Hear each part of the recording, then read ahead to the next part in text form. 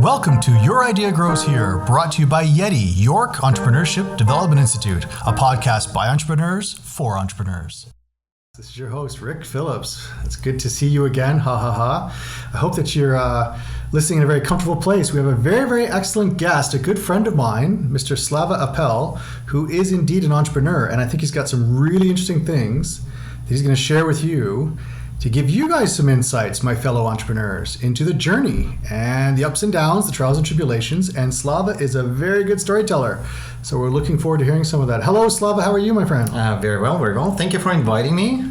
Absolutely. You and I have known each other for a very long time. Mm-hmm. And I've always told you have the best face for the radio. I thought so too. My mom used to say that. I never knew what she meant, but I think that this, as I get older, I think it's absolutely true. Yeah, absolutely. We are finally here. Yeah, well, you know what? Let's make the best of it, okay? So a little bit about you. How the hell are you, and how did you get to where you are today? Ooh, it starts very, very, very, very far back. So it's one of those things. Are entrepreneurs born or are they made? There's that old debate, and I actually saw you posting something similar on LinkedIn. So for those of you that are not following Rick on LinkedIn, you should. But I have been an entrepreneur ever since I was 5 years old, believe it or not. My goodness. Lemonade stand? No, better than that. I used to have a sticker collection that I rented out to all of my classmates. And I used to charge them daily rates to take it home. They could have petted them, showed them to others, and I was making a killing out of it. Man, that's fantastic. How did you get that inspiration at that age to think about like monetizing something like a sticker collection? Well, if someone wants to borrow my sticker collection, they gotta pay. And plus, I did have the most beautiful sticker collection. You see, I wasn't born in Canada, and yet I had relatives here for a very long time. So they used to send me stickers from Canada to my country of birth. And the best sticker was that CAA sticker because it was shiny, and there is no one else that in a place where I was born that had a shiny sticker like that. That alone was worth the entire collection. Well, that's amazing. So other people were collecting stamps and looking for those diverse stamps, and you had a sticker collection. But as you said, because the stickers were coming from overseas, it was valuable, and therefore it commanded a price. Yeah, I love it. And it went on. So then on the way from home to school, I had a choice to make. I could take public transportation, which didn't cost a lot of money, or I can walk it. So I decided to walk. So this way I can save some money. So I pocketed that, let's say, money that was really meant for transportation and getting on time to school. And there was a shortcut. You could go through a forest. So yes, for those of you that have kids, don't let them do that. But in my case, that was completely normal. So I used to take a 2-hour walk through the forest to get to school. But on the way, I would forage. I would get some fruits and some other edibles. Let me guess, mushrooms. No, never. Absolutely no. You will never prove that. And by the time I would arrive to school, my pockets were full of edibles, not the type that you're thinking about. So I used to sell those edibles, get more money, and all of my classmates, in reality, from the age of 7 to the age of 17 or 18, were my customers. So I was always in that entrepreneurial stage. Even when I was 16 years old and I was already here in Canada, I had my own distribution business. We used to sell knockoff colognes and perfumes that I was importing from Atlanta, Georgia. 40 of my classmates were my salespeople. So I actually created a distribution network where my classmates were my salespeople. I had a very nice business going. By today's standards, it probably would be illegal, but back then... The whole child labor thing. Exactly, but I was the richest kid in the class. I had my own car. I had $800 in cash on me all the time. When we would go out during lunchtime to go get lunches, my lunches rocked. I've always had one of those subs with seafood on it, while everyone else was getting half a sub of whatever sub of the day is. With sort of cheese on it. As real of cheese as you can get back then. So I would say I was an entrepreneur all of my life, but the success did not come from selling perfume or selling or renting out stickers or selling fruits that I would find on a tree. The success really came from building companies, and I built and sold quite a few companies. By the time I was 23, and I'm double that at least right now, by the time I was 23, I had my very first exit where I created a software company. Now, consider that's been 2 decades ago, and I sold it to one of the largest multi-level marketing companies that had used that point of sale calculator. Back then they did not exist, so they I've sold the company to them, exited the company, and moved on. Started doing something else. So having an early success of selling a company kind of set me on a track of let's build companies, let's sell companies. And even recently, as recent as about a year ago, I had one of my biggest exits where a software company, so I used to be a software executive, a software company that I ran for over 20 years got sold for a nice 7-figure exit, and who I sold it to were my own employees. So I allowed them to buy into the company because by that time I had interest in another company that was actively pursuing. Good. Now let me stop you there because I want to kind of maybe reach into the minds of our audience, and some of them might be saying, this sounds like a very interesting person, but a very unique person, and something that is good for storytelling, but that's not me. And what I want to do is I want to back up a little bit. I want to broaden this out a bit and ask you the question of, let's talk about mindset of an entrepreneur. Let's talk about where you got that. And I'll give you a frame of reference here. Some people who are successful might say, well, I do audiobooks on Tony Robbins, or I read books, or I take courses, or my father always said. There are these frames of reference where people say, this is where I got that from. So a little bit about you, internal, external, where did it come from, this motivation? Well, my mother always told me, don't bother with this business thing, you should get a government job. So it didn't come from her.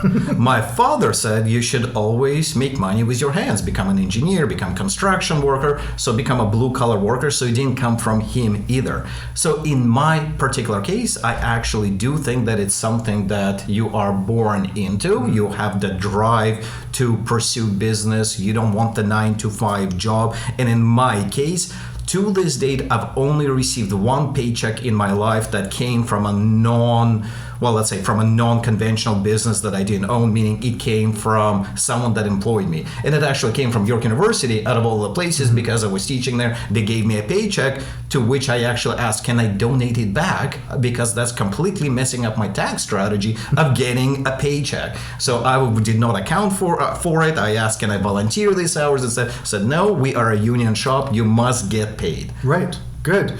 Now let's bring this forward to today. Again, the entrepreneurs out there, they might be wondering, I think I'm an entrepreneur. I think I'm born, but I'm not sure. So what can you tell the person who has that drive? They don't want to be the 9-to-5 employee. They're thinking about it, but they're not really sure. Can you give some advice that they can maybe do some self-assessment, or somewhere they can check some resources so that they can determine if it's right for them to take that step? I would say if you have ever sold anything on eBay, you are already an entrepreneur. If you've ever had a garage sale, you're an entrepreneur.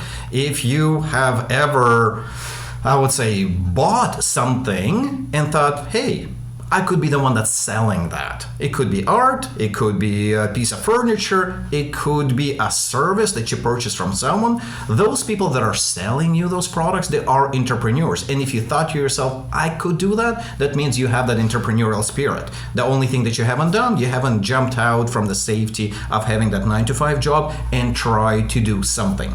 So if you had the thought, means you have that spirit. Excellent. I love the answer. Let's talk, same category, same topic, but about the struggles in the beginning. Now, not everybody struggles. There are some people that hit the ground running, and God bless them.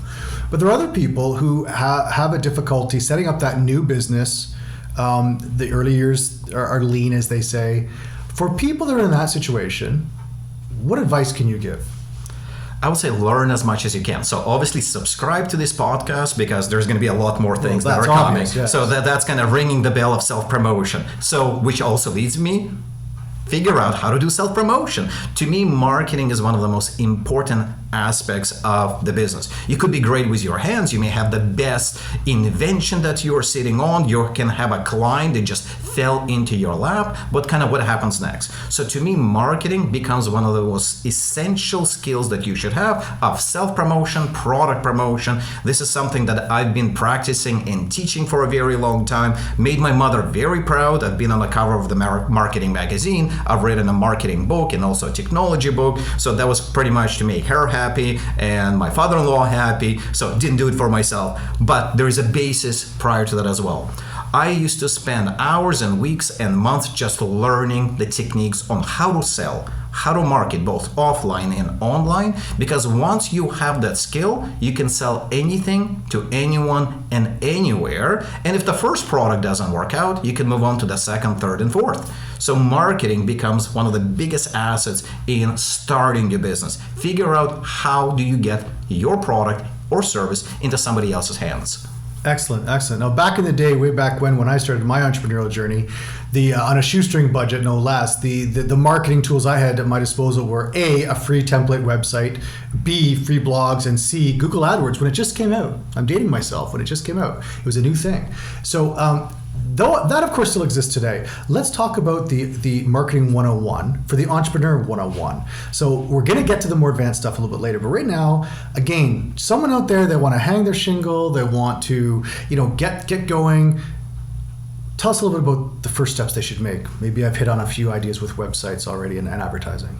Well, hey, YouTube is your biggest friend. You can learn in short snippets of time a lot about marketing. You can learn about search engine optimization, pay-per-click marketing. You can learn about how do you do proper email marketing, retargeting. There's just so many different facets of how do you do marketing, right? So at first, educate yourself, immerse yourself, but where do you start? That is depending on your product or service. If you're selling a very high-end $100,000 service, it's not something you can sell off one click or off one visit to your website. So you have to go into drip marketing campaigns, into nurture-based marketing. If you're selling a product, now you're in a comparison world. Will your client find a cheaper product somewhere else? How do you incentivize them to make the direction right away? So you're going into persuasion-based marketing. So start off, figure out what type of product that you're selling, go online, go to YouTube, find out what type of marketing is applicable specifically to you. And what about marketing coaches? And I'm going to expand this question a bit. I know it myself, I'm getting emails every day about, hey, we can market for you. And is it social media marketing? Is it website specific? Is it a marketing guru? Like there's a lot of stuff coming at us. How do we know what to trust? What is some red flags we should be aware of, or oppositely, something that we can say, you know what, if I'm going to hire an external company or consultant or coach, whatever, what should I be looking for? Well, right away, the biggest red flag would be if someone is promising to you immediate results. If someone is promising to you great search engine online positioning result and they're emailing you and they have great successes behind them, I would stay away from that because it takes a lot of effort to get yourself from zero to being number one. That's the biggest red flag. The things I would look for is truly customer testimonials. Somebody that you can verify. You can call up their client and say, were they on budget? Were they on time? Did they overpromise? Did they underdeliver? So you get to ask their clients. You can also check with those clients how long they have been renewing with the company. If they have been in the same position with the same company for a couple of years, means it's working for them. Or did they just do a short $10,000, $100,000 campaign in and out? Another big thing that I usually talk about is watch out for experts of marketing specifically in your category. For example, if you're a chiropractor and someone is approaching you and saying they are the best search engine optimizers for chiropractors, well, that means they are also working with your competitor. And now they are benchmarking their website against yours, their pay-per-click dollars against yours. So now they're competing you against their own client. So that's not only unethical, but it's also not going to help you long term. Now, if they say that they were working with the biggest agency or the biggest chiropractic firm, as an example, the question becomes, why are they not together anymore? So there are some red flags in there as well. So I would not go to an industry expert in your industry, because how did they become that expert? It's very insightful, excellent, because a lot of people are thinking niche market, right? If someone's like, we're accountants for doctors, well, then every doctor should go there. And to your point, you've offered some insight into why we should be careful and double check that. Excellent. I want to go back to testimonials for a second. For those of you out there that may be wondering, yes, testimonials are awesome, and yes, everyone believes everything that we read online. Websites and brochures have to have testimonials. And can we make them up? Of course, I've done it myself. Edit that out, George. But the point is that we do read. We like third-party testimonials. We absolutely love it. It's a psychology about us. So for those of you out there, get client testimonials, get your friends, your grandma, doesn't matter what, when you're starting out, get client testimonials. But to Slava's point, and to the value of Slava's point, that when you actually have full disclosure of those clients, like the website, the title, the phone number, and you can double check and you can call them up, now that is real credibility for that company. So I thank you for that, because that is going beyond client testimonials. Excellent. I want to ask you, like, the fact is, you're pretty successful. We're building you up here. We're happy. We love you. But every entrepreneur has some bad times, right? Let's talk about a previous a failure, something that didn't go right, something you learned from. Let's talk about a little bit of mud in the face. Well, I do have an expression that I use at least once a week, and my expression is, I'm sure I borrowed it from someone else: you either win or you learn. So the thing is, I had never counted defeat or something that happened that was bad as towards failure. I always learned something from it. So also based on my positive kind of outlook out there, I don't even recollect bad stories that are out there. It's not within my personality to sit and harp on something that happened that's bad. I've learned a lot. So probably I have failed along the way, but not something that I would point and say, well, that was a turning point in my life where if it wasn't for that, something else would have happened. Mm-hmm, mm-hmm. So I would say my own personality, I just tend not to harp on things that happen that may not be favorable. And that's interesting, because as far as I know, there's a lot of research that suggests that a strong mindset, a positive mindset absolutely help with entrepreneurship. Would you agree that is a trait that entrepreneurs have? Absolutely. Entrepreneurialism, going through business, it's not a smooth road. No one has ever hit it out of the ballpark right away. There are ups and downs. There are financial challenges, marketing challenges, legal challenges, employee challenges, where you're located challenges, COVID challenges. There is always a challenge. So entrepreneur path is full of challenges, and it's just how you pivot, how you adapt, what kind of friends you have to lift you up, what kind of associates you have to give you advice, what kind of podcasts you're listening to make sure you're on the right track. Here's a plug for you again. So please subscribe. So it all comes back to, who are you listening to? Are you listening to the defeating type of voice, or are you listening to the people that are gonna lift you up? Very good. And we all know that there's times, I think it's usually at the beginning, but certainly all through the path, where you do feel, for any reason, a little bit down, or self-doubt creeps in, or people around you maybe are doubting you. The classic one is when your parents or your partner says, like, what are you doing? Like, you're not going to make money at this. That's a classic example. I'm not saying for you specifically, but that's again, some of our listeners may have been through that. When you first decide to take that step, or you're thinking about it, I think what I'm hearing from you is your advice is align yourself with people that will support you. But at the same time, isn't the flip side, you've got to have realistic feedback as well, right? Well, many times, even though I said I'm sure it didn't happen to you, but it did. So my parents, my friends, my partner, everyone has told me when I got to the 98th percentile of my goal, this is the right time to quit. You're not going to achieve it, because the last 2% are the most difficult components. This is where you don't sleep, where you spend all the time in your office. I have pulled a lot of all-nighters with myself, with my staff as well, just trying to get to that goal. So people will actually tell you to protect you, not because they don't like you. Stop working so hard. You can't make all the money in the world. You can't get every client in the world. This is the right time for you to stop, relax. You deserve it. And to me, that is the wrong advice, because you know more than them what's happening, what your goals are, and what you're striving for. So continue listening to your gut and keep pushing forward. And this circles back to intrinsic motivation versus extrinsic motivation. I touched on this a little bit earlier when I was asking, was it internal or external?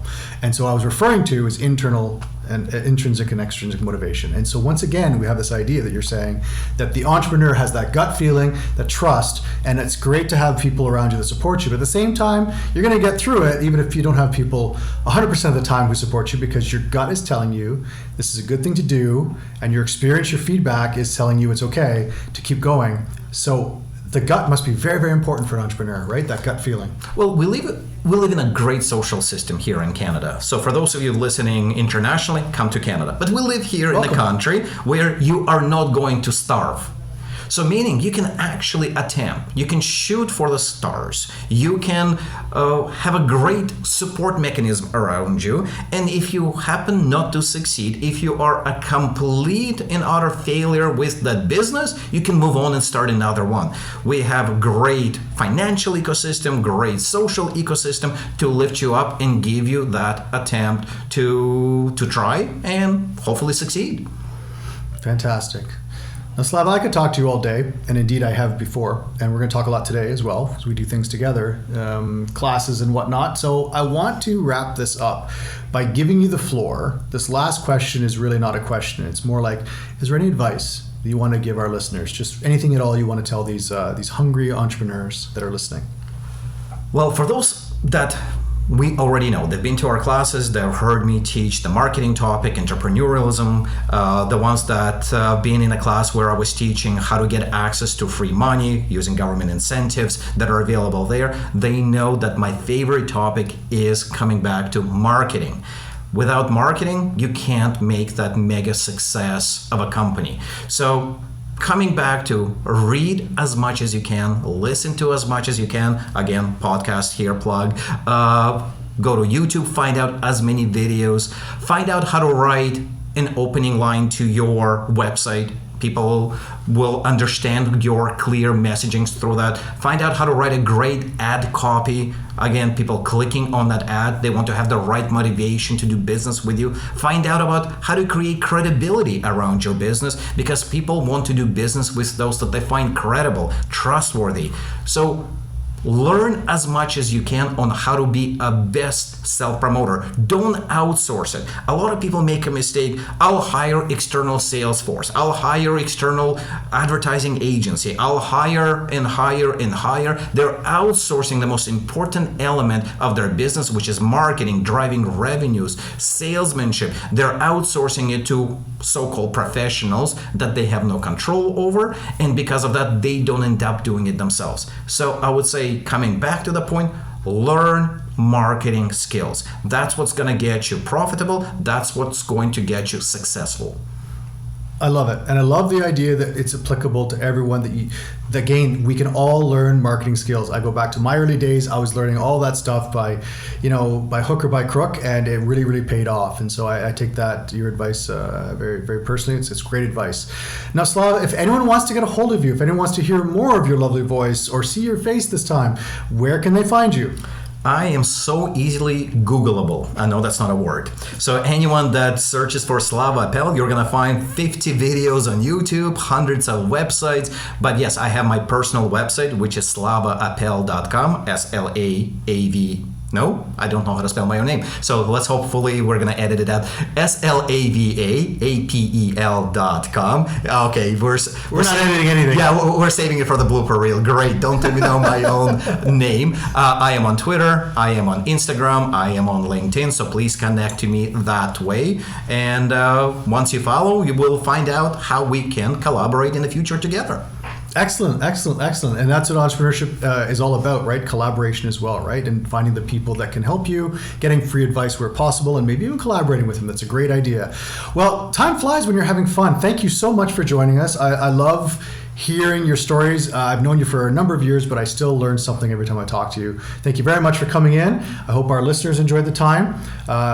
Big thanks to everyone here, and we're not editing a darn thing. We did this all in one sitting, no editing. That's how we roll here at this podcast. Okay, I will add one more thing. Consider I've been talking about marketing. For those of you that know what the hashtag is, we're going to hopefully post with this podcast what the hashtag of this particular podcast is all about. I will personally follow it and see if there are any questions about what you have heard today, and I will be replying using exact same hashtag, so we can kind of create a thread of conversation and see if we can build up a community of helping others based on what you have heard. It's a great idea, getting a hashtag around this podcast. We will absolutely do that. For now, we've got to say goodbye. Once again, I'm your host, Rick Phillips, saying sayonara. It's good to be with you. We'll see you again. So long. Goodbye. Good night. Good hunting. Ciao for now. Thank you. You guys are, wow. In one